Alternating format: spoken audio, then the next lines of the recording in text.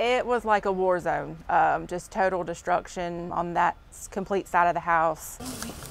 Amy Riggs recounts the moment she walked into her home for the first time after Hurricane Florence. Sad, mad, angry, but then extremely grateful that we were not here and we did the right thing by evacuating and that we had our lives and our son was completely taken care of. She and her husband, Michael, took their son to Asheville to get away from the storm. While they were gone, a neighbor sent them pictures of the house, but it wasn't until they returned to Wilmington that they truly understood just how bad the damage really was.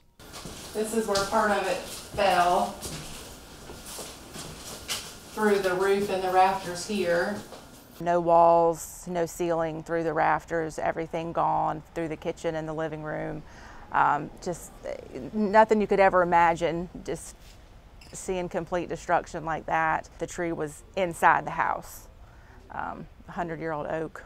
So it was a full week of all that wind and rain, the rain just coming and pumping in. So it did flood and the floors are gonna have to be pulled up and the mold is just like wildfire. The mold is so fast. I've rode some storms out, but I've never seen nothing this bad as far as the damage and just people being out of work and power and flood. Their 5th grade son, Mason, goes to Pine Valley Elementary and says the entire ordeal has been really hard for him.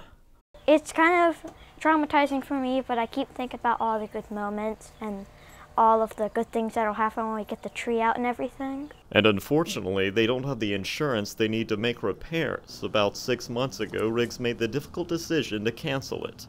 We either had to pay for childcare or win in hell, and we just had to go with childcare. So. But in the midst of hardship, there has been a ray of hope.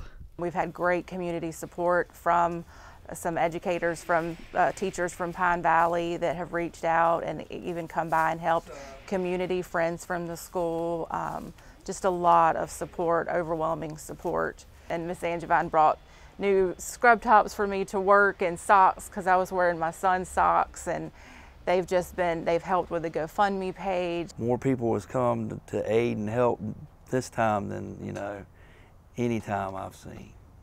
Churches and everybody from young to old, just helping out and doing what they can, Many groups of people are collecting all sorts of school supplies that will be distributed to the schools. The school system will keep track of all students who have been displaced due to Hurricane Florence, and they will make sure through, by contacting the school social worker, that any needs that need to be met will be taken care of for the students. It's made me feel really happy, and it's just made me know that there's so many good people in this world, always there to help people.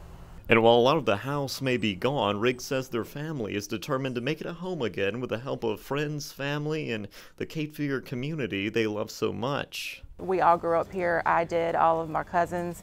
We had all of our family dinners here, and holidays were spent here. My grandma cooked every holiday meal in that kitchen, so when that tree went through it, it took a lot of us with it. A lot of those memories of Grandma cooking those turkeys and cooking the different things and all the cakes and all the baking that she did and all the meals that were ate around that table, it took that piece of our heart from us, but we'll rebuild it even better.